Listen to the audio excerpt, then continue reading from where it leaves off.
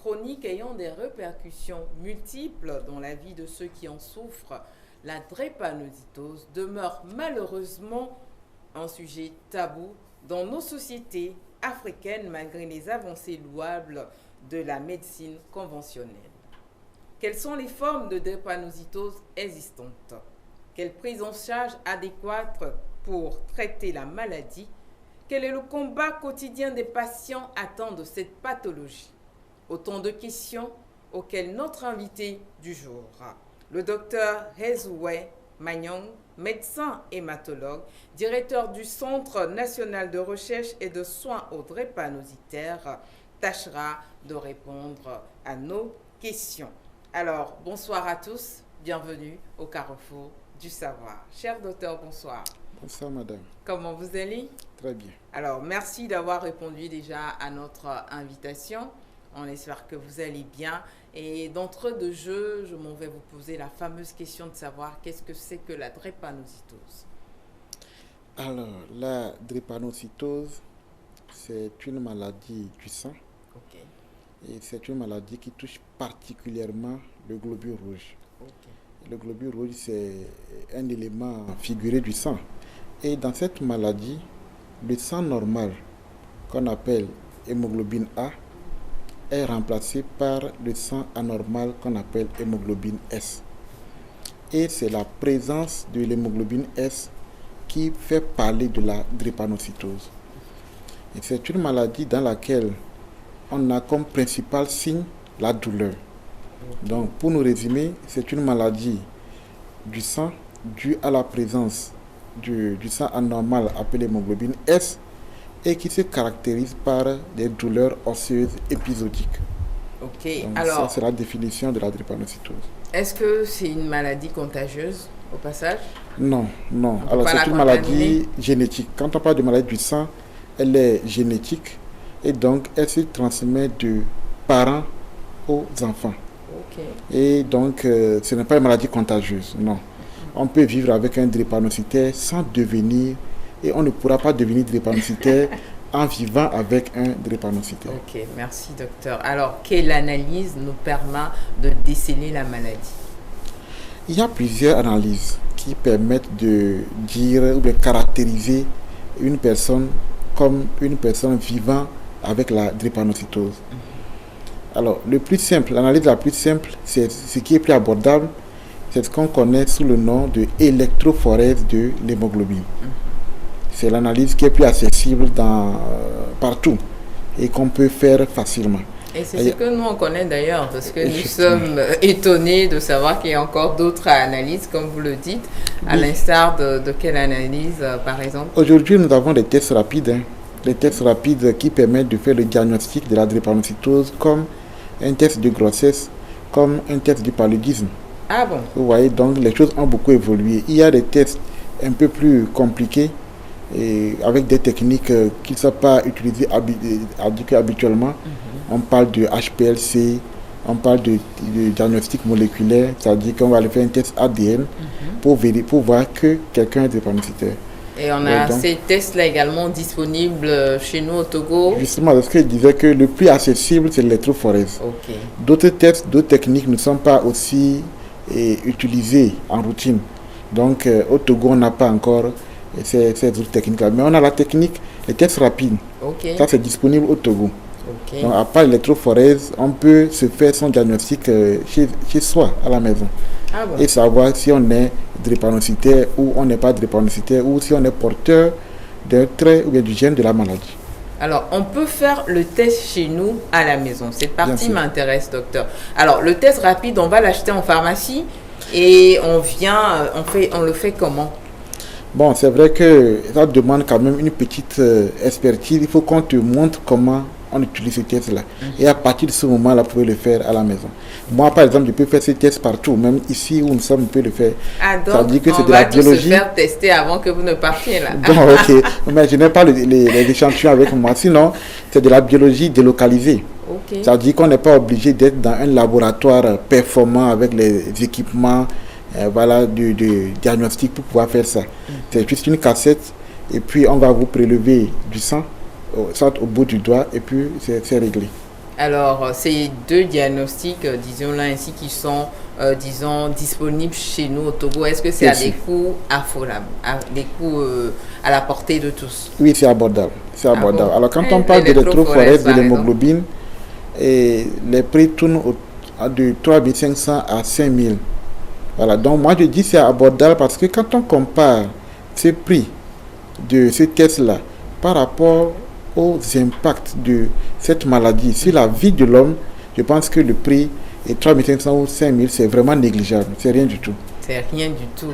Alors, ça, c'est l'électrophorèse. Où est-ce qu'on peut faire ce test-là, docteur? C'est dans tous les centres au Togo ou comment? Oui, je pense qu'aujourd'hui, la plupart des laboratoires au Togo, les CMS, les laboratoires des hôpitaux préfectoraux, les laboratoires des hôpitaux régionaux, les CHU, on n'en parle plus, les cliniques, la plupart des laboratoires offrent ces tests-là.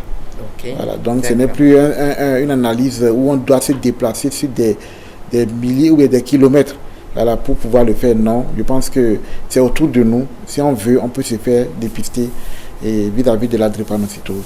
Alors, docteur, dites-nous, à partir de quel âge on peut faire cette analyse, ou dès la naissance déjà, on peut faire cette analyse à un nouveau-né? Oui, aujourd'hui, c'est important de savoir que on peut dépister l'enfant dès la naissance. Ah bon? Et même, c'est ce qui est recommandé. Avant, on disait qu'il faut attendre 6 mois parce qu'il y avait cette fameuse hémoglobine fœtale qui interfère avec le dépistage, le diagnostic. Mais aujourd'hui, les techniques ont avancé malgré la présence de l'hémoglobine fœtale chez le nouveau-né, ou bien chez le nouveau-né. Il y a les techniques qui permettent de contourner cela et savoir déjà si l'enfant il sera drépanocyté ou pas. Donc on peut déjà à la naissance faire le diagnostic, et même c'est ce qui s'est fait dans beaucoup de pays, surtout les pays développés. On parle du dépistage néonatal. Et même on va jusqu'à faire le dépistage anténatal. Ça, avant la naissance. Avant la naissance. Wow. Ce n'est pas encore développé dans nos pays, mais c'est fait ailleurs. Alors, mais ça a d'autres implications. Et bon, moi, je ne m'inscris pas trop dans ces implications-là, mais il faut quand même le dire. Il y a le dépistage anténatal qui se fait, le dépistage néonatal. Et si on n'a pas la chance de se faire dépister à la naissance, il faudra faire tout pour se faire dépister avant de se marier. Okay. Parce que c'est là où les choses vont se jouer. Alors, quand on est dépisté à la naissance, on a l'avantage de savoir ou non si on est porteur de cette maladie. Et à partir de ce moment-là, si vous suivez bien, si vous êtes bien pris en charge, vous suivez bien les conseils des médecins, votre qualité de vie change. Vous ne serez plus comme une personne affectée par la drépanocytose et qui peut avoir toutes les complications possibles, mais votre vie change et votre espérance de vie aussi va changer. D'accord. Donc le suivi médical également est très important. Alors, tout à l'heure, vous avez dit, c'est important déjà dès la naissance qu'on puisse savoir pourquoi, en tant que docteur, médecin au Togo, vous n'imposez pas cela à la naissance des enfants. Ça veut dire que c'est imposé à tout parent qui accouche dans quel que soit le centre de faire ce test-là, parce qu'on sait que finalement, ça a des répercussions après. Oui, ça c'est l'idéal. Ben, nous, on est trop petits pour pouvoir imposer un test. Je pense que ça relève du politique, des autorités. Okay. Je pense qu'on pourra venir à cela un jour, oui. Parce que si on a déjà un centre, c'est un pas. Et il y a le plaidoyer qui continue. Et on va faire bientôt un travail dans ce sens-là, où nous allons dépister un peu plus de 50 000 nouveaux-nés au Togo, de Lomé à Dapaon. Et donc, avec ces résultats, nous allons continuer le plaidoyer.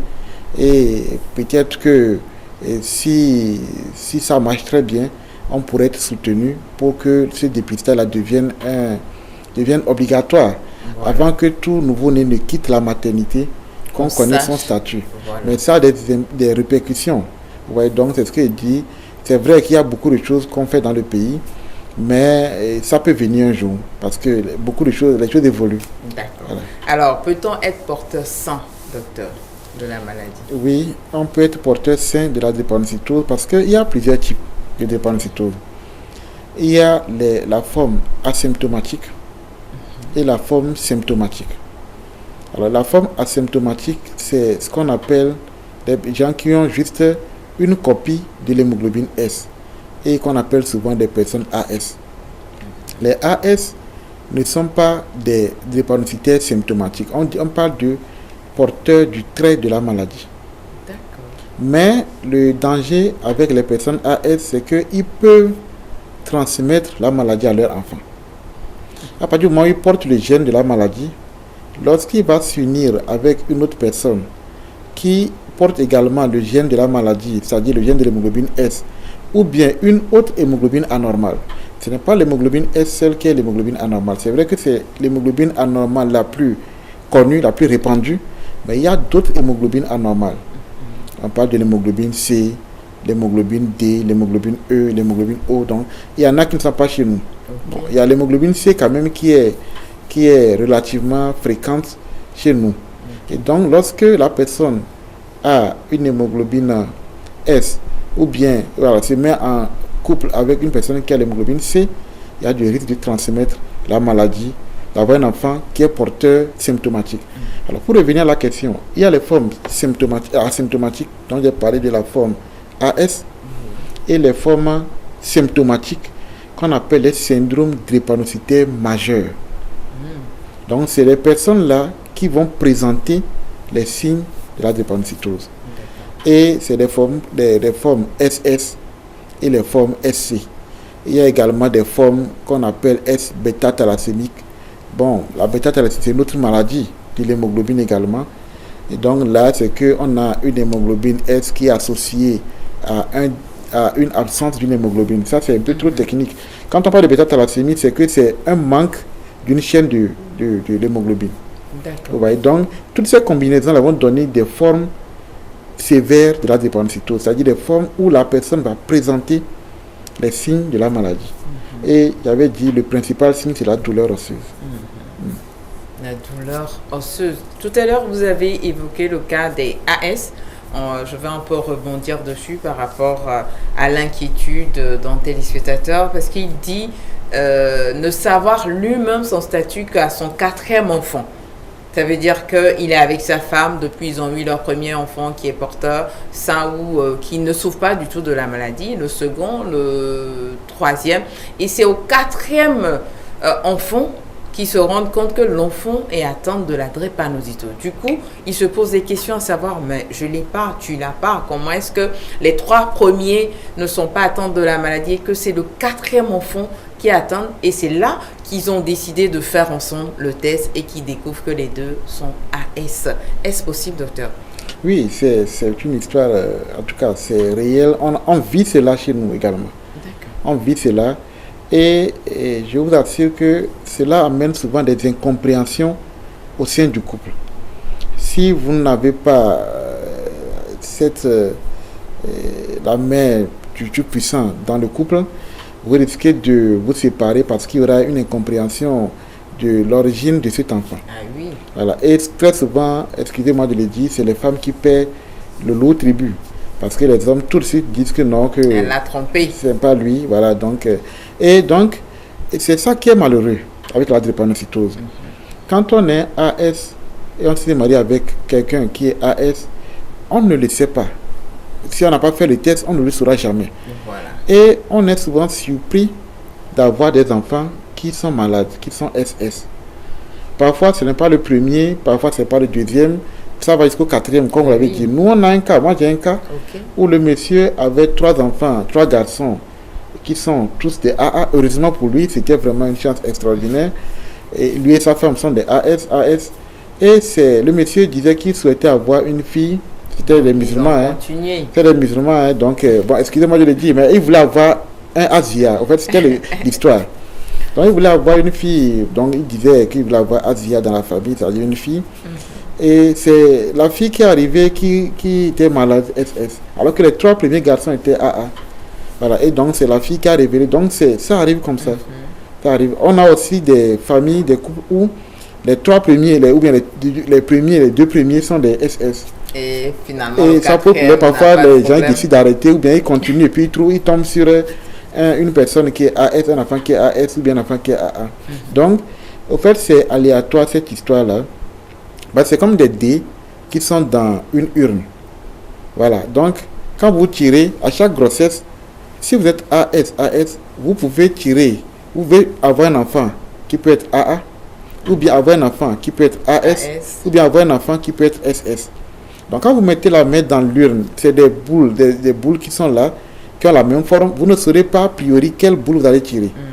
Donc, quand l'homme et la femme se rencontrent, surtout s'ils n'ont pas fait leur dépistage auparavant et qu'ils sont AS, et les gamètes des deux, et quand ils sont AS, ils ont des gamètes A et des gamètes S. Oui.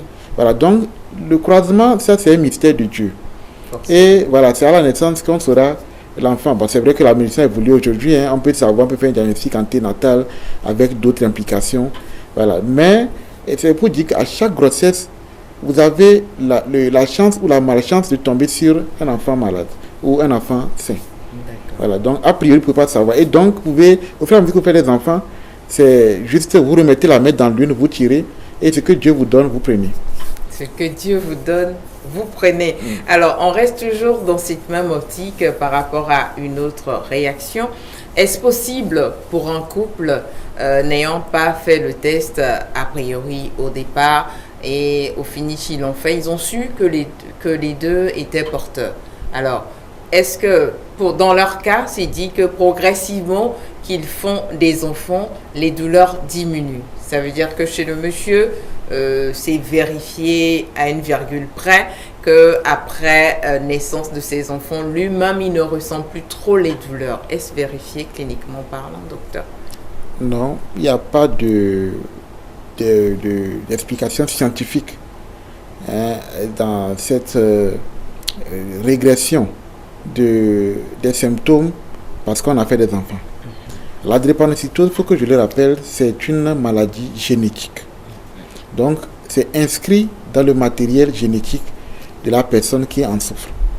Et en faisant des enfants, en fait, c'est des gamètes qui se croisent pour donner un œuf qui va aboutir à un être humain, à un enfant. Les gamètes ne diminuent en rien l'expression clinique, les signes de la maladie. Voilà, donc, si quelqu'un a eu des enfants et puis pense que les symptômes ont diminué, je pense que c'est une apparence trompeuse et qui même peut se retourner contre lui parce que s'il baisse l'attention, il n'est plus vigilant, il ne respecte plus les consignes qu'on l'aurait donné, mais qu'on l'a donné pour bien vivre avec cette pathologie, il risque d'être surpris désagréablement par des complications de cette maladie. C'est une maladie qui a de nombreuses complications. Voilà, donc on a la vie, on vit tranquillement avec cette maladie quand on suit les consignes données par le personnel médical. D'accord, merci docteur. Alors, dites-nous docteur, quel est le poids normal d'une personne atteinte de la drépanocytose? Non, je dirais qu'il n'y a pas un poids normal pour quelqu'un qui est drépanocytaire. Il n'y a pas un poids. Le drépanocytaire, il est comme vous et moi. Donc, dans la vie, il y a des sujets qui sont obèses, il y a des sujets qui sont en surpoids, il y a des sujets qui sont maigres, il y a des sujets qui ont un poids normal. Le drépanocytaire s'inscrit dans toutes ces catégories. Donc, on peut avoir un drépano qui est obèse? Oui, bien sûr. On en a vu. En tout cas, moi, je travaille dans un centre qui ne s'occupe que des personnes atteintes de la drépanocytose et on a toutes les catégories. On a des sujets, des personnes qui sont maigres, il y en a qui ont un poids normal, il y en a qui sont obèses, il y en a qui sont en surpoids. Donc, on ne va pas dire que quand on est drépanocytaire, on doit avoir tel type de poids. Parce que généralement, c'est dit qu'un drépano, il est chétif, le drépano n'évolue pas comme les autres, il a des problèmes et autres. C'est pour ça la question, en fait. Non, les données ont beaucoup changé quand on parle de drépanocytose. Aujourd'hui, avec le suivi médical du drépanocytaire, les choses ont beaucoup changé.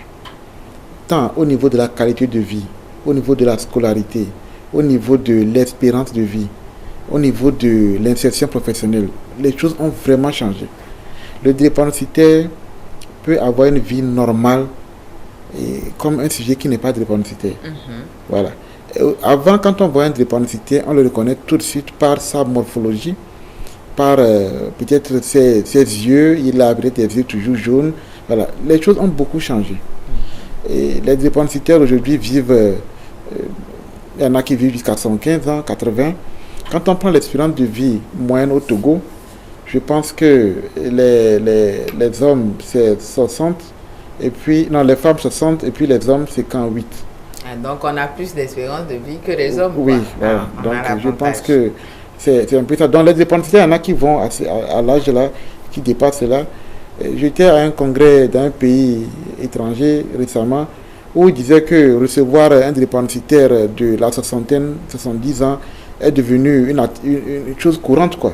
Ce n'est plus extraordinaire pour eux. Ouais. Et ça vient aussi chez nous parce que moi, il y a des patients qui ont dépassé 50, 60 ans. Voilà. Et là, ils sont en train de faire une étude sur le profil des drépanocytaires qui ont plus de 40 ans. Dans ma base de données, il y a plus de 40 ans. Ils sont nombreux. Voilà. Il y en a qui sont obèses, il y en a qui sont en surpoids. Voilà. Donc, toutes les catégories. Alors, vous dites que les données ont changé, heureusement, parce que c'est dit généralement, et c'est ancré dans nos conceptions également, qu'un enfant drépanocytaire, les parents vont prier à ce que cet enfant atteigne au moins 18 ans. Parce que c'est un peu dit qu'à partir de 18 ans, c'est possible que l'enfant ne décède plus à cause de cette maladie et que l'enfant vive normalement. Que répondez-vous à cela, docteur?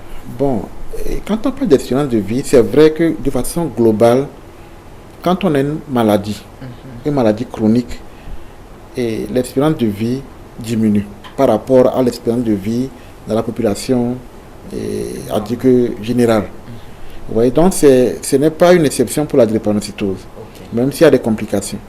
Alors, vous avez dit quelque chose qu'après 18 ans, il ne va plus mourir, non? Non, en fait, après 18 ans, les parents sont plus rassurés. Qui va vivre longtemps. Voilà. Non, je pense que c'est pas vérifié. Vous savez, quand on va, j'ai l'habitude de dire, quand on va au cimetière, il y a des personnes qui sont AA, qui sont arrivées là-bas. Ils n'ont même pas eu un an. Ils sont morts nés, mais ils sont AA. Il y en a qui sont arrivés là-bas, qui sont à 25 ans, mais ils sont AA. Voilà, parce qu'on peut mourir de tout. Et à tout moment. Voilà, on dit que l'accident de la voie publique peut nous tuer, et un paludisme. Voilà, donc le drépanocytaire, c'est la même chose. Alors, le drépanocytaire, lorsqu'il n'est pas suivi, lorsqu'il est dans un milieu où il n'a pas accès aux soins, alors là, il peut mourir précocement parce qu'il y a des complications qui peuvent être fatales pour lui.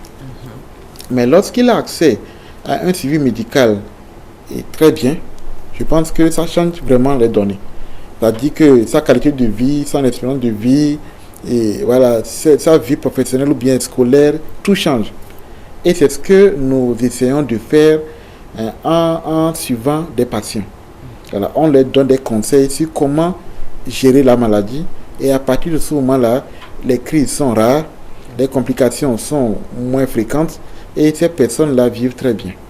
D'accord. Voilà. Donc, quand on parle d'espérance de vie, je suis un peu mal à l'aise. C'est vrai que j'admets que quand on a une pathologie, ça fait que votre espérance de vie n'est plus vraiment... Vous avez la malchance de ne pas vivre aussi longtemps. Ça, c'est vérifié pour toutes les pathologies. Voilà. Maintenant, quand vous avez cette pathologie et que vous êtes équilibré, vous êtes bien suivi, je pense que ça vous permet d'avoir ça. Vous avez la chance de vivre longtemps comme les autres qui n'ont pas cette pathologie-là. Alors, c'est ce que je peux dire. D'accord. C'est vrai, vous avez dit la forme asymptomatique, c'est ça? AS, c'est quelle forme déjà? Oui, la forme asymptomatique, voilà, c'est la forme AS. La forme la moins grave, c'est ça? Oui, en général, les AS, ils ne présentent pas de symptômes de la maladie. D'accord. Ils ne présentent pas de symptômes. Bon, c'est vrai que de plus en plus, on a des personnes AS qui présentent des douleurs osseuses, qui présentent des complications. Pas trop graves.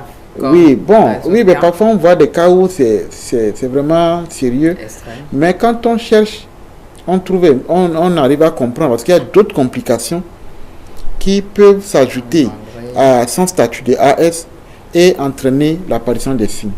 Vous voyez, quand on a une seule copie S, c'est déjà quelque chose. Maintenant, on peut avoir peut-être une autre complication et qui va toucher le globule rouge. Je vais dire qu'au début, il y a une définition comme une maladie du sang touchant particulièrement le globule rouge. Oui. Et l'hémoglobine dont j'ai parlé est la principale protéine, c'est la principale substance du globule rouge. C'est elle qui a des problèmes. Donc si, à part l'hémoglobine, on a une autre anomalie, une autre maladie qui touche par exemple la membrane, ou bien cette cellule-là, associé au fait qu'on a une copie de l'hémoglobine S, ça fait 2 problèmes qu'on a. Vous voyez qu'à ce moment, vous pouvez commencer par sentir des symptômes et on dira que il est AS, mais il a des douleurs. C'est ce qui fait que certaines personnes AS disent que je suis drépanocytaire. Il faut comprendre que, et même les AC, les personnes qui ont l'hémoglobine C disent je suis drépanocytaire AC.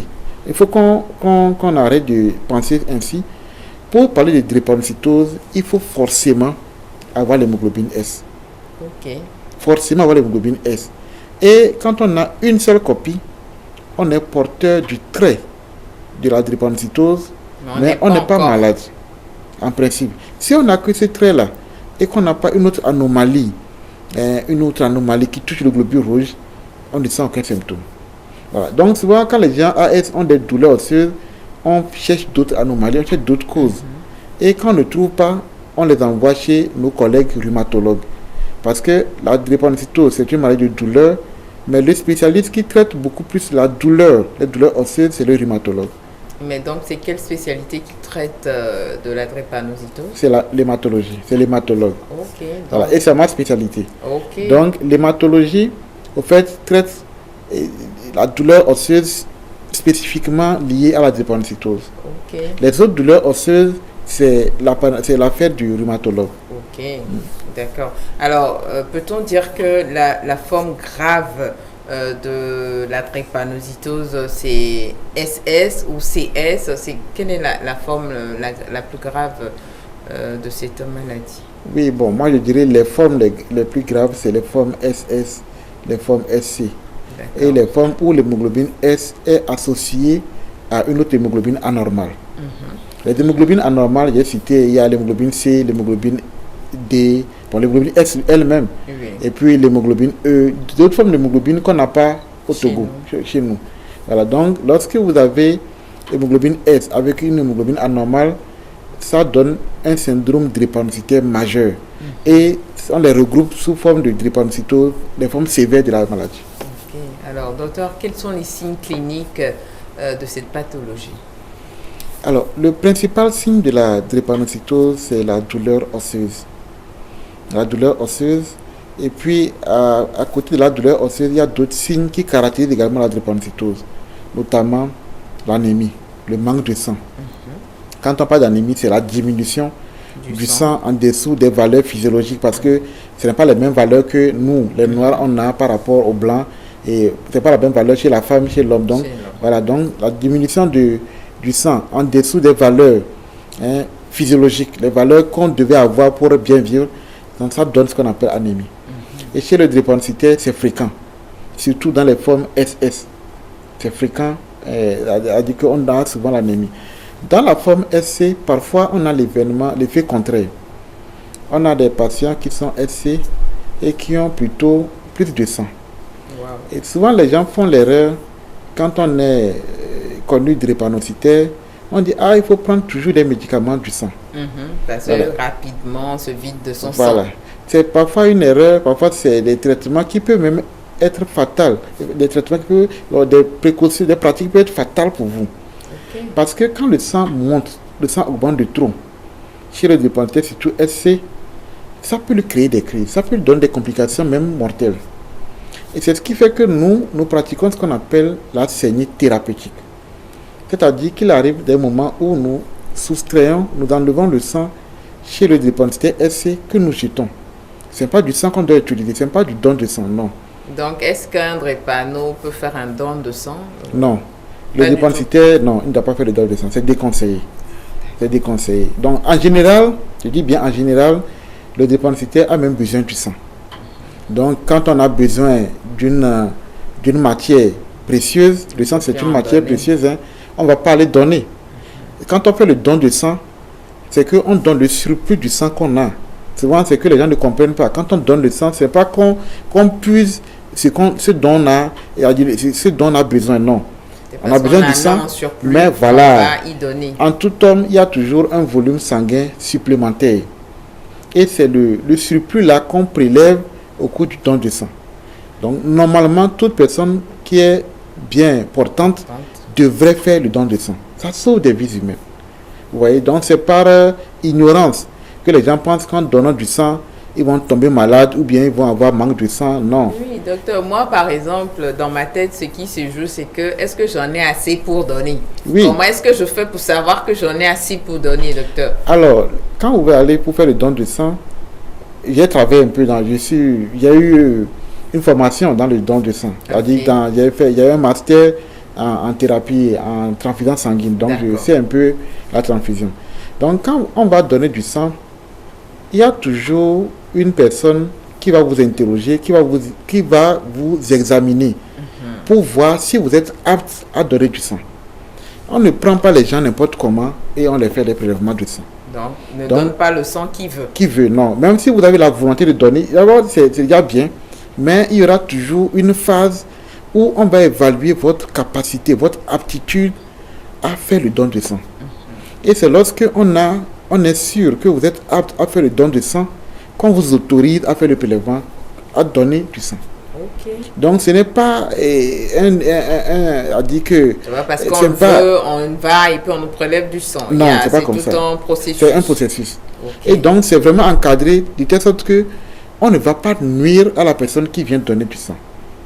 Voilà. Je le dis parce que je souhaite, il faut que les gens décident de donner du sang parce que ça sauve des vies. Ah oui. Ça sauve des vies. Si tout le monde donnait du sang, on n'aurait pas de pénurie des produits sanguins dans les hôpitaux. C'est parce que les gens ne veulent pas donner. Ce qui fait que peur de donner. On a peur. Alors que c'est une peur qui n'est pas fondée. Voilà, ce n'est pas fondé. Voilà. Donc, chacun peut donner du sang. On va toujours évaluer votre attitude avant de vous autoriser à donner.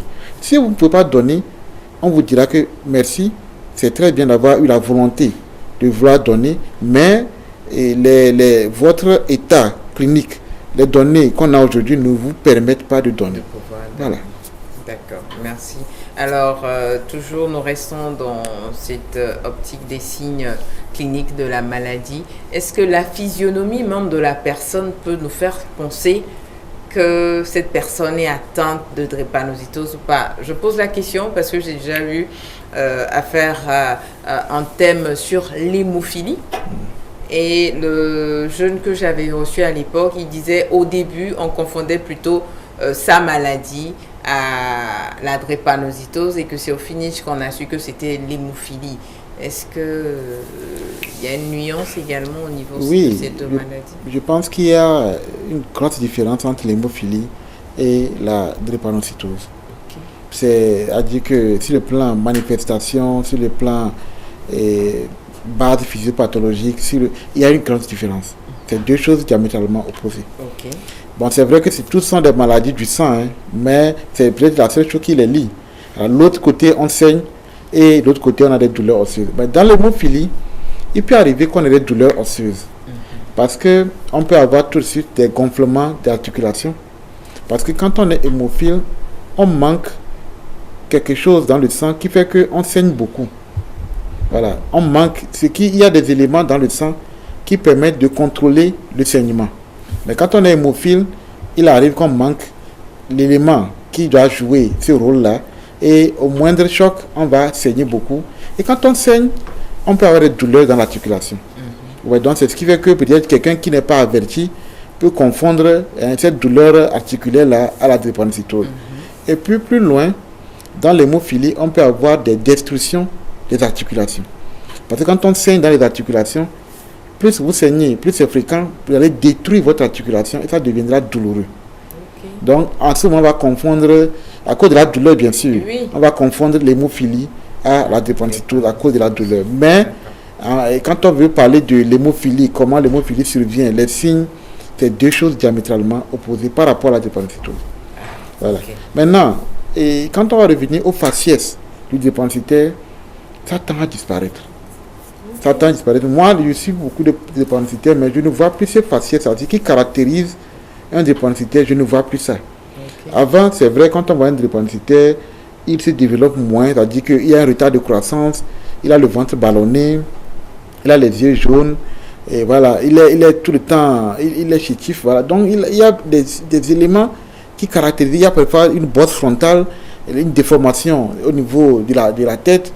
Mais aujourd'hui, ça tend à disparaître parce que les gens ont compris et les gens choisissent de faire suivre leurs enfants très tôt.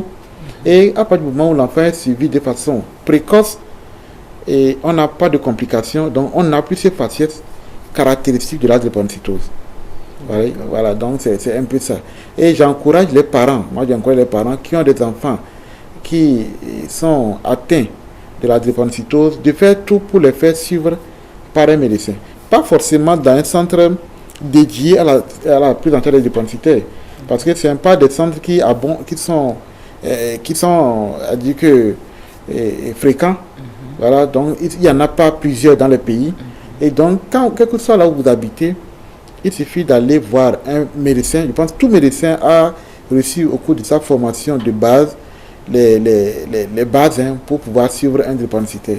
Okay. Voilà, donc on gagnerait en allant voir son médecin généraliste pour se faire suivre pour la drépanocytose. Alors, quels sont les éléments déclencheurs de la maladie très souvent, docteur?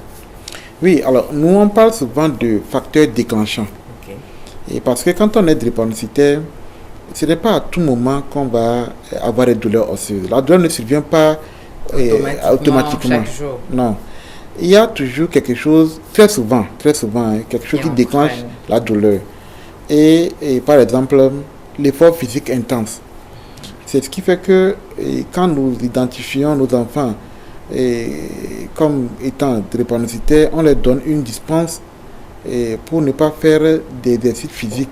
Okay. L'éducation physique sportive à l'école, c'est déconseillé parce que quand il va vouloir faire ça, étant donné qu'il y a un barème, et il doit faire tout pour être dans ce barème-là, il doit fournir des efforts pour avoir les meilleures notes. Après, il va faire une crise, il aura des douleurs osseuses. Il y a aussi la fraîcheur. Disons les changements de température, changement brusque de température. Ça peut être la fraîcheur, et oui, ça peut être aussi la chaleur extrême.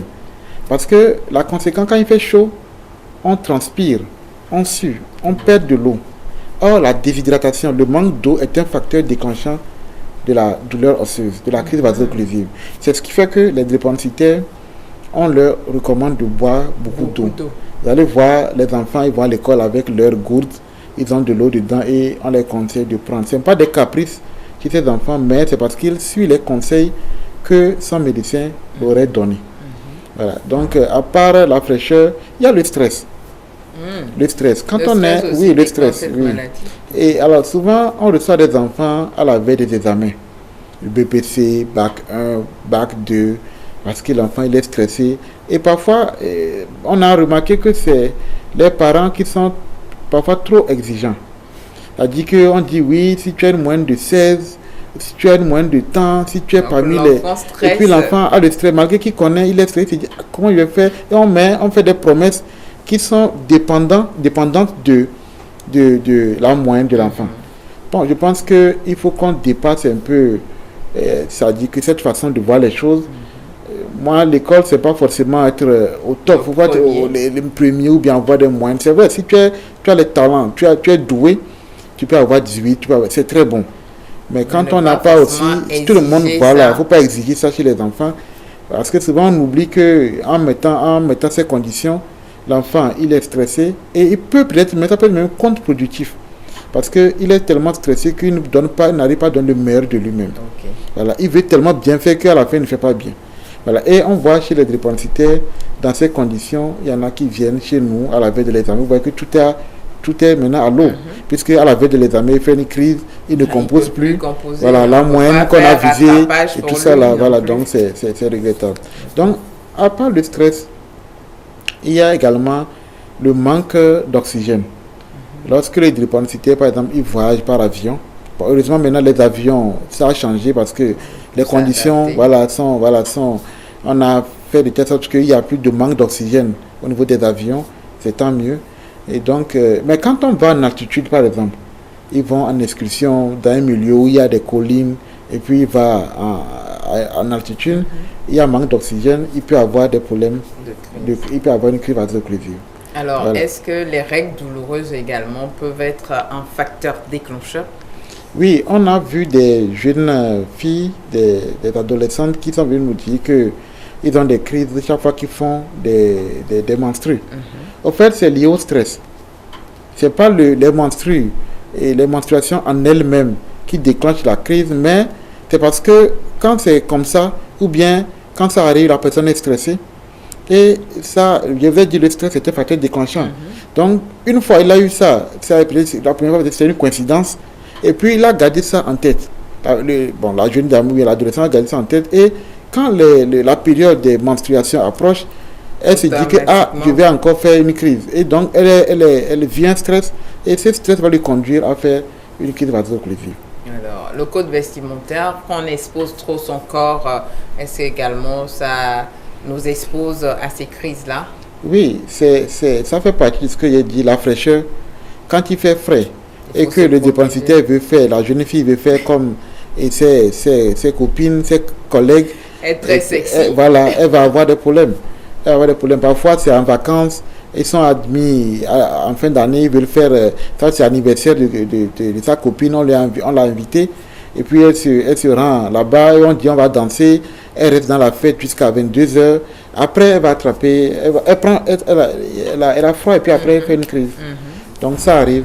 Donc ce n'est pas la tenue vestimentaire, ça rentre dans l'exposition à la fraîcheur. Voilà, donc pour nous résumer, les facteurs déclenchants, il y a l'exercice physique intense, le manque d'oxygène, le manque d'eau, le manque d'oxygène, le manque d'eau, et le manque, on a dit oui, le manque d'oxygène. Oui. Et voilà, donc l'effort physique intense, le stress, je pense que c'est essentiellement... Il y a la fièvre. Voilà, j'allais oublier, parce qu'ils sont au nombre de 6. La fièvre, au fait, la fièvre va entraîner quoi? Va entraîner une déshydratation. Quand il fait chaud, on va perdre de l'eau. Et donc, on va faire une crise. Parce que quand on perd de l'eau, on va faire une crise. Et c'est ce qui fait aussi que lorsque le dépensitaire... C'est un cercle vicieux, en fait. Alors, quand on est dépensitaire, on est vraiment exposé aux infections. Or, quand on parle d'infection, on parle de fièvre. Vous voyez, la dépensitose expose à un risque d'infection, un risque accru d'infection. Or, quand on fait une infection, on va avoir le corps chaud, on va avoir la fièvre, une hyperthermie. Et l'hyperthermie maintenant va entraîner une déshydratation. Et donc, on va revenir avec la crise vaso-occlusive et puis on est dedans. Voilà. Donc, c'est compliqué. C'est très compliqué. Merci, docteur, pour vos explications. Alors, docteur, drépanocytose et sexualité. Qu'avez-vous à dire sur le sujet? Bon, et c'est vrai que pendant longtemps, il n'y a pas eu assez d'études, en tout cas du moins chez nous, mais j'ai vu tout récemment une étude, je pense que ça a été fait dans les Caraïbes, je ne sais pas, elle a dit que en Martinique, voilà, en Martinique, où ils ont fait une étude chez les dépensitaires et la sexualité. Mais il y avait, quand j'ai vu l'étude, c'est très bien, ça a montré un peu des problèmes de sexualité, de fertilité, d'impuissance sexuelle chez les dépensitaires.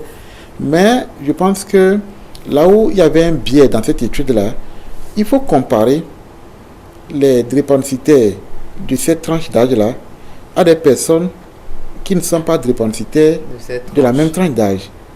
Pour voir, avec un questionnaire anonyme, parce que là où c'était le mérite de l'étude, c'était un questionnaire anonyme, les gens ont pris eux-mêmes, par exemple, on va dans un service, un centre de dépensito, et on a déposé le questionnaire, donc tu prends, quand tu veux, tu réponds, voilà, et puis quand tu ne mets pas de nom, et quand tu réponds, tu viens, il y a une boîte à suggestion, tu mets dedans. Et donc, c'est totalement, on ne sait pas qui a répondu, donc ça, c'était vraiment très bien. Donc, alors, mais le côté où ce n'est pas très bien, les résultats qu'on a eu, rien ne montre que dans la même population de sujet AA qui aura les mêmes tranches d'âge, est-ce qu'il n'y aura pas les mêmes problèmes? Donc, il va falloir comparer cette population de drépanocytaires à la population de sujets non drépanocytaires. L'idéal serait des AA. Bon, si on veut, on peut faire notre groupe AS pour voir est-ce qu'on a les mêmes problèmes. Comme ça, si les problèmes observés ne se retrouvent que dans la tranche, dans le groupe des patients drépanocytaires, on saura qu'effectivement, c'est lié à cette maladie. Voilà, donc, c'est pour dire que quand on avance en âge, on peut avoir des problèmes d'impuissance sexuelle. On peut avoir des problèmes. Il y a des AA qui ont des azoospermies, qui ont des problèmes, des problèmes de fertilité. Donc, on ne peut pas lier ça directement à la drépanocytose seule. Il y a des études qui ont montré que oui, chez les drépanocytaires, on peut avoir ça. Mais aussi, il y a d'autres études qui ont dit non, il n'y a pas de problème. Je connais des drépanocytaires qui ont eu pas mal d'enfants, qui sont même polygames, qui ont fait beaucoup d'enfants en étant drépanocytaires, vous voyez. Et alors qu'il y a des drépanocytaires qui ont des problèmes il y a les complications liées à la drépanocytose, on parle de priapisme, c'est une complication, vous voyez, qui peut avoir un problème, un impact sur la fertilité du patient, drépanocytaire chez les hommes, du patient à la longue. Donc vraiment, c'est un peu compliqué.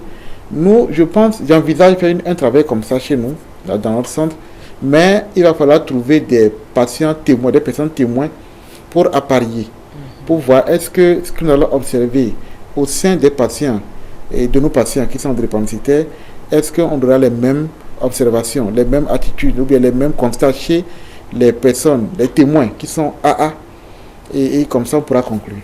Merci docteur. Alors docteur, vous êtes le directeur du Centre national de recherche, je crois, et tout ce qui est lié à la drépanocytose. Est-ce qu'on a d'autres centres également comme ça au Togo? C'est le seul centre de prise en charge des drépanocytaires. Bon, pour le moment, c'est le seul centre qu'on a au Togo. Et voilà. Et puis, c'est pas seulement au Togo. Je pense que dans la plupart des pays, bon, pas dans la plupart, je dis ça, c'est peut-être une erreur. Et on a la chance d'être parmi les pays qui ont un centre. Voilà, ça c'est ce qu'il faut, c'est ce qui est vrai. Nous avons la chance d'être parmi les quelques pays qui ont quand même un centre dédié à la prise en charge des drépanocytaires. Alors, quelles sont les conditions de prise en charge dans ce centre? Bon, quand tu es drépanocytaire, tu viens, on te dit, c'est-à-dire il faut seulement faire peut-être un bilan de base. Ce bilan sert à voir à l'instant T quel est l'impact. Quel a été l'impact de la maladie sur ta vie? Est-ce que tu as déjà eu des complications peut-être osseuses, des complications rénales, des complications hépatiques, des complications cardiaques? Donc le bilan de base permet de faire un état des lieux du patient quand on le reçoit à l'instant T.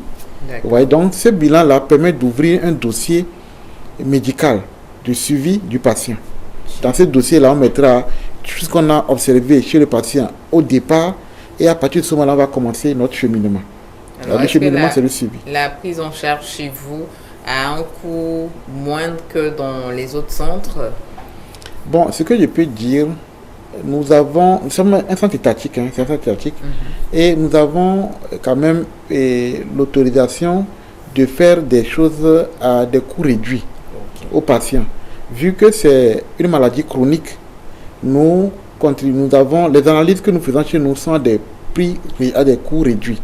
Toutes les analyses que nous faisons par rapport au public, c'est-à-dire que les prix pratiqués dans le public, nous sommes un centre public également, mais nous avons quand même eu l'autorisation de faire des analyses à des prix préférentiels. Bien sûr, c'est pour nos patients.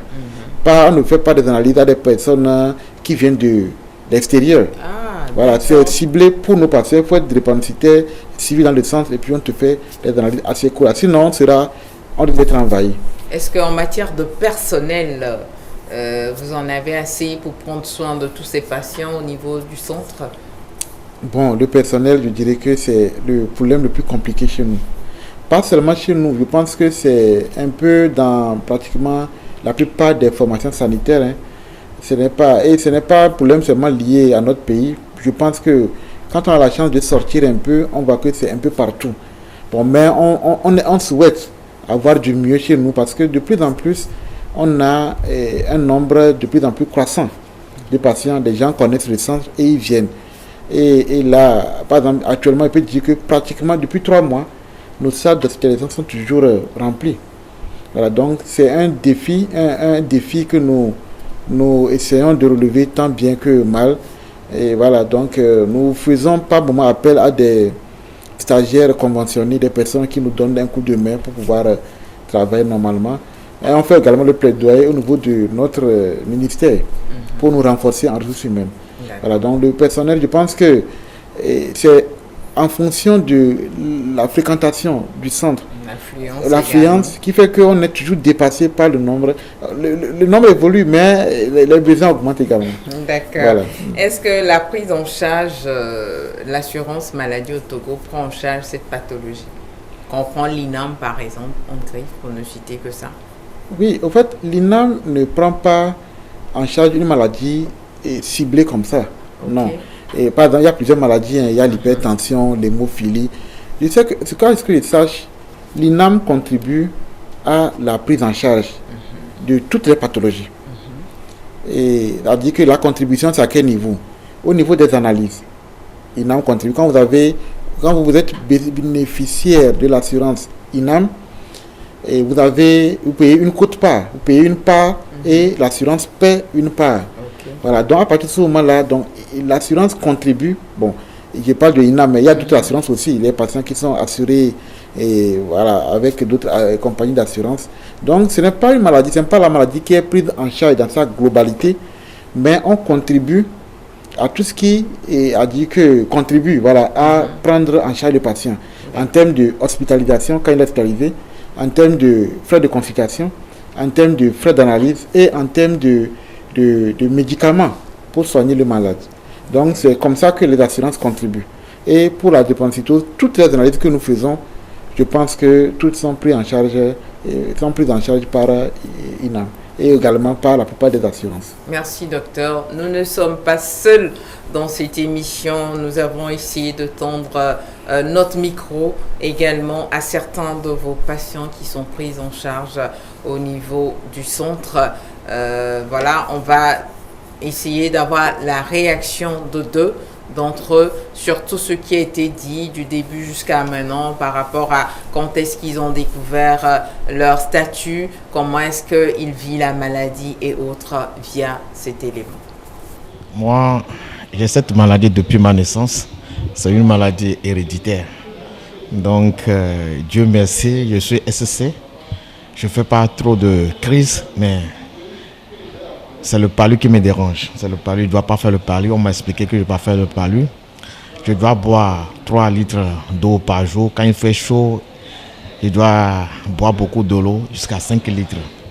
Bon, moi, je ne fais pas assez de crises. Il y a une augmentation de sang de temps en temps, donc on me saigne, c'est-à-dire qu'on m'enlève un peu de sang, l'excédent du sang, on enlève, on remplace par des sérums. Donc, raison pour laquelle je suis là ce soir aussi. Je constate une amélioration parce que je fais moins de palu maintenant. Avant, dans le passé, je tombe très vite malade. Je souffrais beaucoup de paludisme. C'est grâce au docteur Ajavon, c'est notre docteur traitant qui nous a dit d'aller voir le professeur Segbena. Comme je suis drépano SC, il va voir ce qu'il peut faire pour moi. Donc, je suis venu, on m'a fait un dossier complet, on a fait un bilan complet. Et depuis cette année-là, je crois que c'est 2002 ou bien 2003, je me ressens, je ne sais plus, dans ce moment-là que moi j'ai commencé à faire le traitement. On m'a dit que j'étais drépanocytaire, je pense déjà à l'âge de 2 ans, quand mes parents ont fait l'électrophorèse. Bon, c'est une maladie, je dirais, dans l'ensemble, elle est vraiment très compliquée. Parce que ces choses, en étant élève, ça te permet pas de suivre les cours comme il faudrait. Parce que du moment où toi, tu es en train de faire tes crises là, il y a les autres sont en classe en train d'apprendre. Et il y a aussi le côté où tu ne vis pas comme tout le monde. Tu ne peux pas vivre comme les autres enfants. Puisque, bon, dans l'ensemble, il y a aussi le plan sanitaire où tu dois tout faire pour ne pas avoir des infections. Puisque c'est ça qui déclenche très souvent les crises. Il y a aussi le paludisme, le froid et des choses comme ça. Alors, docteur, un mot par rapport à ce qui a été dit de la part des patients également. Oui, alors, quand j'ai écouté les deux patients, je vois que le premier, il a essayé de parler du sang qu'il a été retiré. Oui, il a parlé également du début c'est-à-dire que depuis quand il est suivi. Et vous voyez que quand on est suivi, ça fait plus de 20 ans qu'il est suivi. Vous voyez que ce monsieur-là, je ne connais pas son âge, mais c'est pour dire que quand on est suivi, ça change beaucoup la qualité de vie du patient. Et il nous a dit qu'il fait maintenant moins de crises, il est moins malade qu'auparavant, peut-être dans l'enfance. Donc ça, c'est déjà quelque chose qui est à saluer. Et il faudra répéter cela, que lorsqu'on est drépanocytaire, il faut faire tout pour se faire suivre par un personnel soignant, un personnel médical de préférence. Alors, la fille, elle a dit que quand on est drépanocytaire, on peut ne pas suivre les cours comme les autres. Parce qu'au moment où nous on fait, au moment où elle fait sa crise, d'autres sont en classe en train de suivre les cours. Et donc, ça, c'est un peu les impacts de cette maladie sur la vie du patient. Vous voyez, donc il y a de l'absentéisme à l'école, il y a des impacts également financiers. Elle a dit ça, c'est une maladie dans l'ensemble très compliquée parce que il faut être souvent à l'hôpital, et quand on est à l'hôpital, tout le monde sait qu'on doit sortir de l'argent. Voilà, donc c'est ce que j'ai pu retenir. Et puis, l'autre a parlé également de boire beaucoup d'eau. Donc ça, c'est qu'il met en pratique, les recommandations qu'on a données au cours de son suivi médical. Okay. Alors, docteur, est-ce qu'il y a un traitement curatif? Peut-on guérir complètement de cette maladie, bien que vous ayez dit que c'est une maladie génétique? Non, à ce jour, il n'est pas question, il n'est pas possible de prétendre, en tout cas sous nos cieux, chez nous, parce que ailleurs les choses ont changé, mais dans nos pays en développement, ce n'est pas encore possible de guérir de la drépanocytose. Et on soigner veut dire que on va juste apporter des calmants, on va faire de telle sorte que la personne n'ait pas trop de complications. C'est ce que nous faisons. Maintenant, guérir, ce n'est pas possible. Alors, sous d'autres cieux, ils font ce qu'on appelle la greffe de moelle osseuse ou la thérapie génique, qui permet quand même de guérir. Mais à quel coût? C'est vraiment c'est à cela, à quel coût? Ce n'est pas, en tout cas, accessible à nous, dans les pays en développement. C'est ce qui fait que nous recommandons beaucoup plus la prévention vis-à-vis de cette maladie. C'est simple, la prévention, c'est de se faire dépister avant de se marier. Donc ça, c'est vraiment ça, c'est ça qui est important. S'il y a quelque chose que je pense que les gens doivent retenir de la drépanocytose, c'est une maladie qui est évitable, et on peut éviter cette maladie en faisant l'électrophorèse de l'hémoglobine et en choisissant son partenaire en fonction de son résultat. Ok.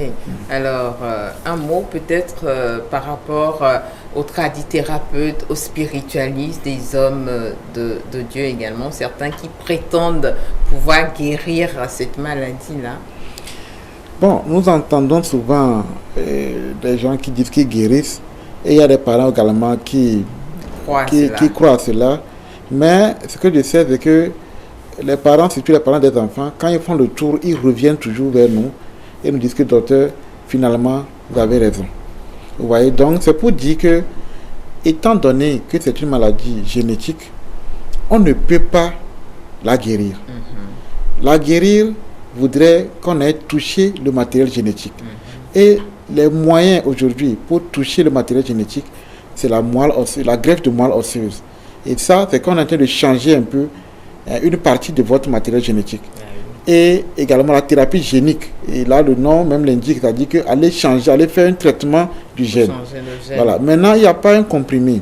Il n'y a pas une feuille, ou bien une racine, ou bien une écorce d'arbre qui permet, ou bien qui puisse permettre de guérir, de changer le matériel génétique. C'est en cela que je dis que cela, les douleurs et autres. Oui, vous savez, il y a des plantes qui ont beaucoup de vertus. Et ça, on le connaît, on sait. Il y a des plantes qui vont aider à calmer rapidement la douleur. Il y a des plantes, ou bien des feuilles, ou bien des racines, quand vous les consommez, vous consommez les décoctions de ces plantes-là, ça peut vous aider à avoir un peu plus du sang.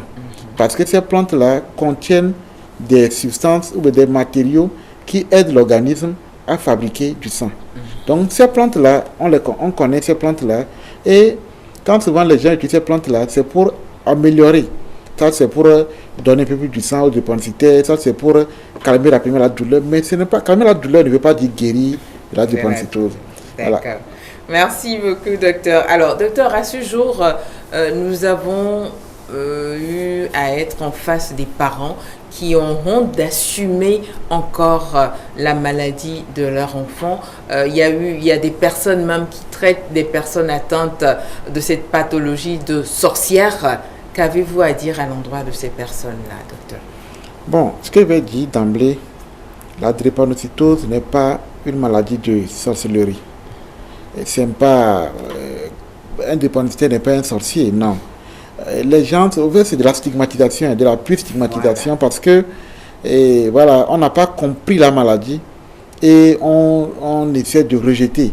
Parce que dans nos milieux, les gens ont honte de dire que oui, mon enfant a cette maladie. Même en général, c'est pas seulement la drépanocytose, mais c'est encore aggravé quand on parle de drépanocytose. Et c'est vrai que les gens pensent que c'est parce que les parents, ou bien surtout la maman, malheureusement c'est la maman qui paie le lourd tribut. Ça peut-être qu'il y a eu des interdits qui ont été transgressés, ou bien voilà, donc a dit que il y a eu quelque chose, un tabou, ou bien une interdiction qui n'a pas été respectée. Et c'est un châtiment. Ce n'est pas la drépanocytose, ce n'est rien de tout ça là. C'est une maladie purement génétique. Il faut que les gens comprennent, c'est génétique. Et on devient drépanocytaire quand on a hérité des gènes de cette maladie de ses parents. Okay. Voilà, donc on ne doit pas rejeter ces enfants. Au contraire, on doit les amener à l'hôpital, on doit les soigner, on doit les amener à l'école, ils doivent aller à l'école, et c'est par là qu'ils seront épanouis pour devenir ce qu'ils peuvent devenir demain. Merci, docteur. Alors, nous avons eu également des réactions de quelques parents qui ont accepté de nous accompagner dans cette émission pour un témoignage de leur vécu quotidien avec le cas de leur enfant atteint de la drépanocytose. Nous allons suivre cela et revenir en studio. Il y a déjà 7 mois, et dolé, nous analysons au bébé Imassi SS. Donc, depuis 7 mois jusqu'à aujourd'hui, le 8 ans, mais mi no ahome leke pone mi no kondi une semaine, ce qui fait que des viabe sukulu yichan ele ni problème vide et maglobe leko crise ni maglobe fiabe sonan dudu boalo et sonan de bo même ne ebidin tochan et wona crise et moumadio et nous vide même elle a dundé chan elle a déclenché crise. Ce qui fait que régulièrement, on a compté. Ma globé à moya be pokwa de poglon a be mlesion. Mlesio développer les vitamines au yobe âge la be o. Une corps de via mlesio malnutrition ya leko. Donc des vieilles nyang pona be mateno amomio parce que mni amebeni me et mudo on sensibilé que ame comme do doawa o wona et ya matin blevi c'est que vivre beni même ten le vivre normalement si elle que de vieux vivre na ten le vivre nene tout nenye madajewa mi domiano no po gbo edogo voir comme nyi po crise ale ke powa ke ye mi dogo AS beni cham ni AS va mi bo mi la di ma on de pepo mec me va dire fifi aye munya be na c'est pas du tout bien be ni o potrasa na wa mila de miano no wa munyo ma be evinya 2 ans belo e doit commencer donc e wona crise e nous on est tellement benanelia e ba fortuna nous wonento e sena vive so PV1 mais mi le konji kaka mi le konji mi va y cliquer 5 jours mi on a dépense mi à semaine mi zana gasi 500,000 mi zana gasi 300,000 par semaine atike ko ku donu ko ona kwa ena na kaka dia sena veve mi zana gami on a dépense e ona be mi ne odo dorebe awa magbaten wo de viabo du veve ena na kaka au vino que les bois au matin doji quoi Martin Dodio. Et bien, le dos, le blanc va voir les quais. Donc, bébé, c'est ça, avec Potokwe. Potole, Bakotole. Nous avons suivi ensemble également l'intervention de quelques parents. Un mot. Oui, alors, je pense que c'est deux parents qui ont parlé. La première maman a dit que quand on a un enfant drépanocytaire, ça empêche de faire un certain nombre d'activités, des activités. Parce que chaque fois que l'enfant souffre, la maman également souffre. Également souffre. Et aussi, elle a parlé de facteurs déclenchants. Elle est revenue sur ça, que l'enfant, même parfois, quand il mange quelque chose, je pense que souvent, c'est des coïncidences. C'est-à-dire que ce n'est pas le repas qui entraîne la douleur. Mais c'est sûr qu'il y a eu un facteur déclenchant, quelque chose qui n'a pas été respecté au cours de la journée. Et maintenant, l'enfant aurait mangé un repas, on pense que c'est le repas. Parmi les facteurs déclenchants des crises vaso-occlusives, il n'y a pas de repas. Parce que vous les avez cités plus tôt. Voilà, il n'y a pas de repas.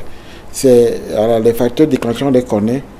L'effort physique, la fraîcheur, la fièvre, le stress, le manque d'eau, le manque d'oxygène, ce sont les facteurs. Voilà, donc il n'y a pas de repas. Alors l'autre maman a parlé de dépenses liées à la maladie. Vous avez vu, elle a parlé de même par semaine, parfois 500 000, 300 000. Et si par malheur, vous avez 2 ou 3 enfants comme ça, c'est que votre budget, c'est fini. Vous ne pouvez rien faire. Donc c'est ça qui est compliqué dans la drépanocytose. Parce que les complications sont tellement fréquentes que de temps en temps, vous êtes obligé de revenir à l'hôpital. Et la première maman également a aussi dit que pratiquement chaque semaine, ils vont à la maison et puis ils reviennent. Donc c'est un peu ça. C'est vraiment regrettable quand on vit tout le temps dans le stress parce qu'on ne sait pas à quel moment la crise va revenir. Alors, docteur, nous sommes en train de tendre pratiquement vers la fin de cette émission. C'est vrai que nous avons déjà épuisé plus d'1 heure d'émission, mais au besoin des téléspectateurs également qui nous suivent, qui ont besoin de réponses. Donc, souffrez du fait qu'on écorche un peu sur votre temps, cher docteur, avec votre permission, bien évidemment. Alors, la drépanocytose a 2 filles, l'arthrose de la hanche et la nécrose de la tête fémorale. Peut-on guérir de ces 2 maux-là, docteur? Bon, guérir, je dirais oui, mais ça dépend de là où on est. Alors, je vais prendre les complications une à une. Vous avez parlé de l'arthrose de la hanche. Bon, l'arthrose, c'est compliqué. Quand c'est la hanche, c'est compliqué. Sauf si on peut faire une prothèse. Alors, l'arthrose de la hanche, il ne faut pas... Il y a une nuance. L'arthrose, c'est différent de la nécrose de la tête fémorale. C'est vrai que toutes les 2 complications vont donner des douleurs au niveau de la hanche. Mais il y a une nuance entre les 2. L'arthrose, c'est souvent quelque chose que gère le rhumatologue. Mais la nécrose de la tête fémorale, c'est une complication typique, c'est-à-dire qui est classique qu'on voit chez les drépanocytaires. Et quand cette complication survient, le traitement, c'est de mettre une prothèse. On va aller mettre, il y a des instruments qui sont fabriqués qui ressemblent à la tête du fémur.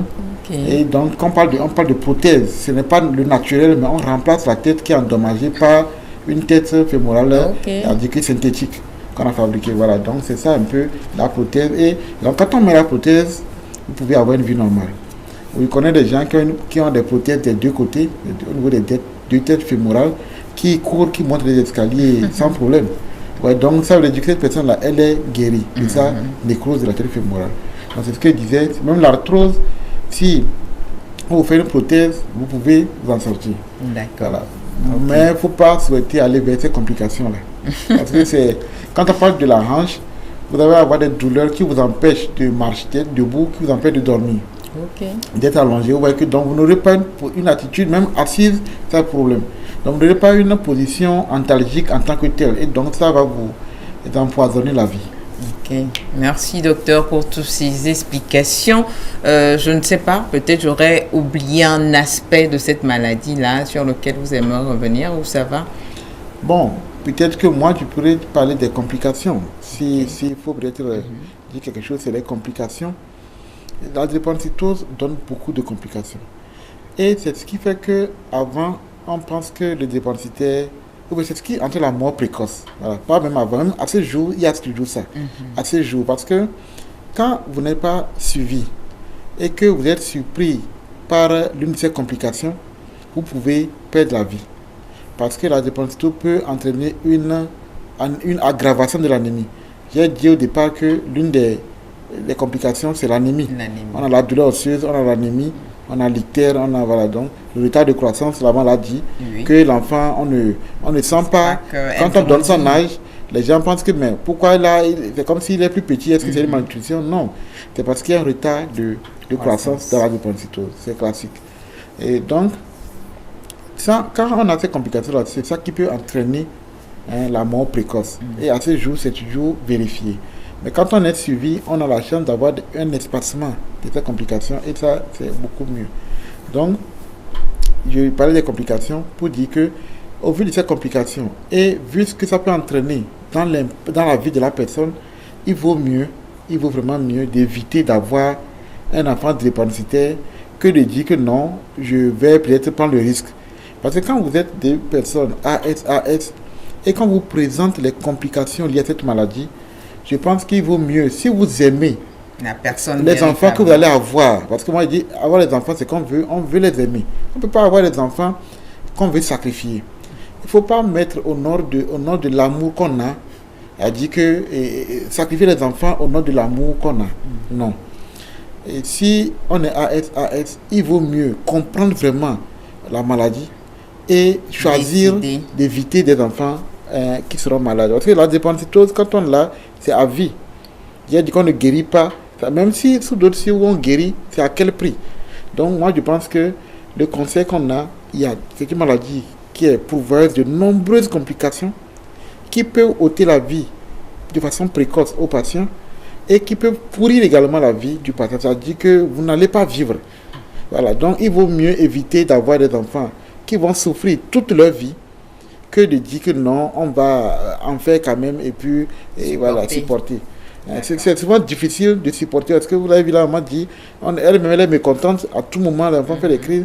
Moi je conseille plutôt les gens, quand vous avez fait l'électrophorèse et que vous êtes AS, il vaut mieux ne pas mettre en avant votre amour que vous avez aujourd'hui et dire qu'on va supporter les enfants parce que derrière, des enfants vont souffrir et qu'ils seront même quelque part, entre guillemets, révoltés contre vous.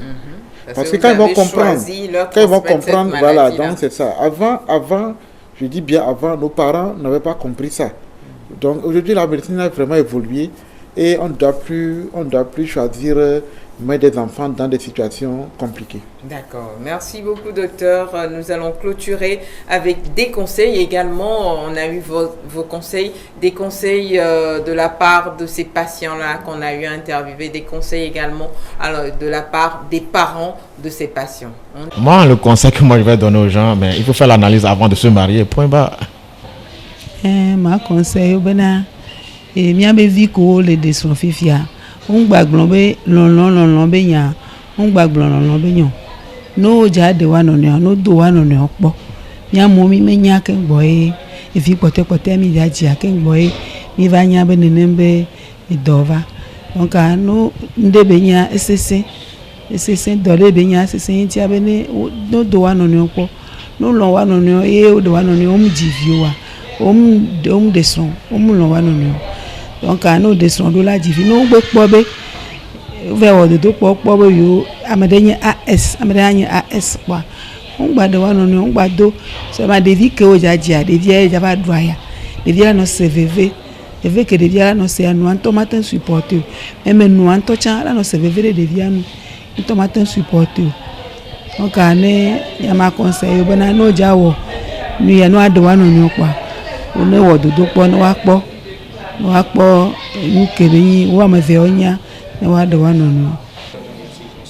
Ouais, j'ai des conseils à donner à ces gens-là. D'abord, pour les jeunes, avant de se lancer dans une quelconque relation, faudrait d'abord faire le test pour voir si les deux sont compatibles avant de se mettre en couple. Puisque la drépanocytose, c'est une maladie vraiment... Quand tu ne l'as pas, tu ne sais pas ce que c'est, mais elle fait vraiment souffrir. Elle fait vraiment aussi dépenser. Donc le conseil que je donnerais aux jeunes, c'est de faire des analyses avant de se lancer. Et aux parents aussi, c'est de ne pas laisser les enfants drépanocytaires. Ce ne sont pas des enfants différents. Il faut juste les faire suivre. C'est pas très difficile. Il faut juste les faire un peu suivre de temps à temps. Et là, Georgina Mbe, ni tubejere ku de kajero la de wa nono wa. No do wa nono poyo pobe e do abi kankan le kwa. Et mou kan lolon ke ye odona conjoint o, alo conjointe o. Et ame we mou le mon gentil parce que amedo gbale memi gba se na nyado. Ola be ame o po ebe e do ale voir ma ola we to gbe dodo ra mia.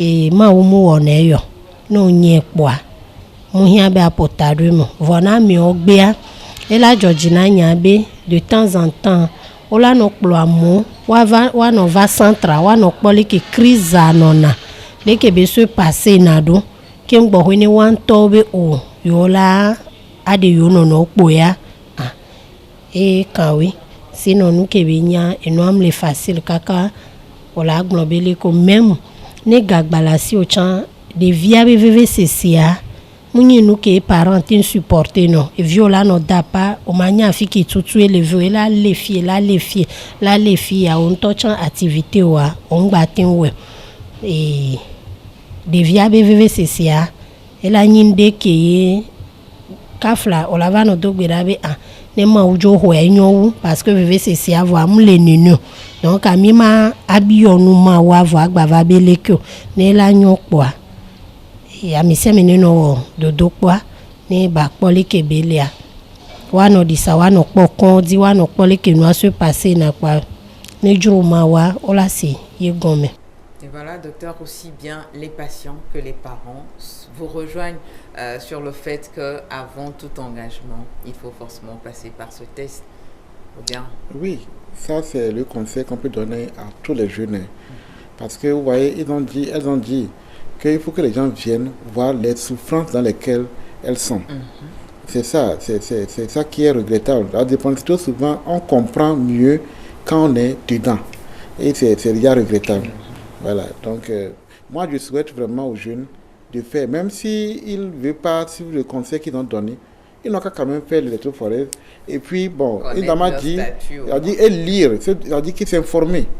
C'est quoi la dépendance? Ou bien venir dans le centre voir, bon, ça peut changer les choses. Parce que c'est vraiment regrettable. C'est vraiment regrettable. Il y a des facettes qu'on n'a pas développées ici, mais quand ça arrive, c'est regrettable. On aura l'opportunité de revenir dessus. Merci, docteur. Votre mot de la fin? Oui, alors, mon mot de fin rejoint un peu ce que la petite fille a dit. Et alors, il ne faut pas que les parents se découragent. Quand on a un enfant qui est atteint de la drépanocytose, il faut l'amener à l'hôpital. Ça, c'est fondamental.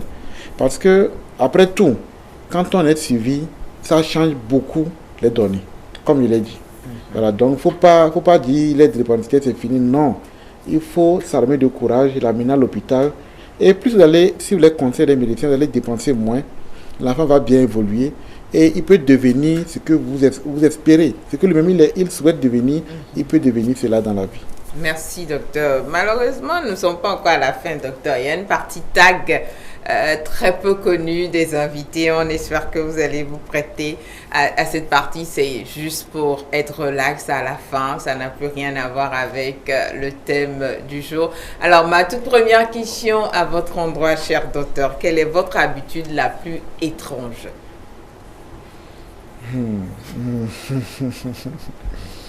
Habitude la plus étrange. Étrange. Bon,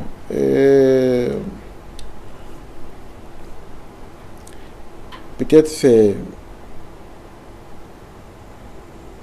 un peu compliqué pour moi. C'est le but du tag. Bon, habitude la plus étrange, c'est peut-être que moi, ce qui est un peu bizarre pour moi, c'est que quand quelque chose m'énerve le plus, C'est en ce moment que ça me fait rire. Ah bon? Moi, c'est un peu ça. C'est un peu paradoxal. Quand il y a une situation et qui me dépasse et à un moment donné, je commence par rire, c'est que c'est une situation qui a dit que vraiment, je n'arrive pas, je ne m'explose pas, mais ça me fait plutôt rire. Alors, Ça, docteur, c'est un peu étrange. Bon, la ça, deuxième peu de question. personnes savent ça pour moi, mais les personnes les plus intimes, les personnes qui sont plus proches de moi qui savent. c'est vraiment une habitude étrange alors. La deuxième question, êtes-vous romantique, docteur? Non, ce côté, je ne me reconnais pas très romantique. Je ne me reconnais pas très romantique, je le sais, parce que moi, j'aime dire les choses voilà, telles qu'elles se présentent, les choses de façon drue, c'est-à-dire que de façon sèche, quoi. Je ne vais pas enjoliver ou bien embellir la chose avant de dire comment elle est, mais je vous dis les choses telles qu'elles se présentent. Et puis je ne garde pas rancune. Ok. Moi, je ne garde pas rancune, parce que quand il y a une situation qui me déplaît, qui ne m'intéresse pas, je vous dis que voilà, je m'exprime, que ça, c'est pas bon pour moi, c'est pas bien. Et puis, après avoir dit ça, j'oublie. C'est bien ça. Alors, docteur, si l'opportunité vous est donnée d'aller dîner n'importe où dans le monde, où iriez-vous? J'irai aux États-Unis.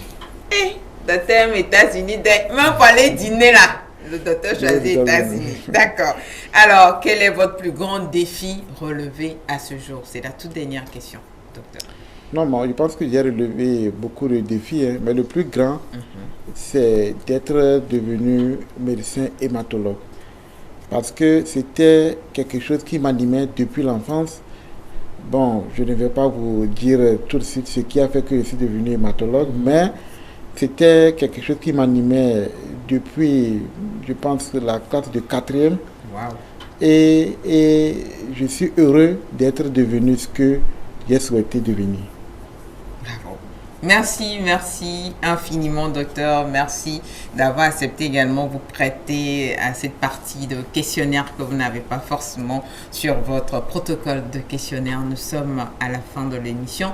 Nous ne pouvons que vous dire merci et on espère que les prochaines fois qu'on va vous solliciter toujours sur ces coups-là, vous pourriez nous répondre. On sait que vous avez un agenda très très chargé. Ça fait 2 ans qu'on vous fait la cour et merci d'avoir répondu à l'invitation ce soir. C'est moi qui vous remercie. Voilà, au terme de cette émission, nous espérons avoir éclairé la lanterne de plus d'un sur la drépanocytose afin d'adopter les comportements responsables vis-à-vis des personnes atteintes de la drépanocytose d'une part et surtout de changer notre conception sur cette pathologie d'autre part. Retenons essentiellement qu'il est primordial, voire indispensable de faire le test d'électrophorèse avant tout engagement amoureux pour éviter toute propagation de cette maladie. Bonsoir chez vous.